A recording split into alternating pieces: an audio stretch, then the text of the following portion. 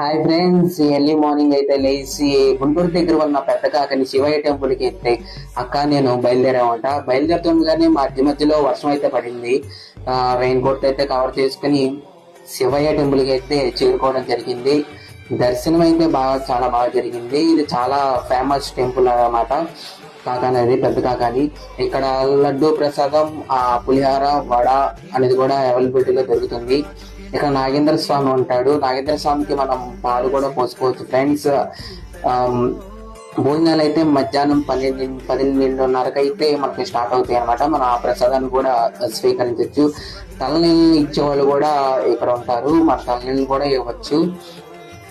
అలాగే ఇక్కడ ఒక ప్రసిద్ధమైన ఒక విషయం అయితే ఒకటి ఉంది. అదేంటంటే మనం గుడి ఎదురుకుండా మనం అభిషేకం అయితే చేపిస్తారు మనతో. మనం అక్కడ కూడా టికెట్ తీసుకుని చేయొచ్చు.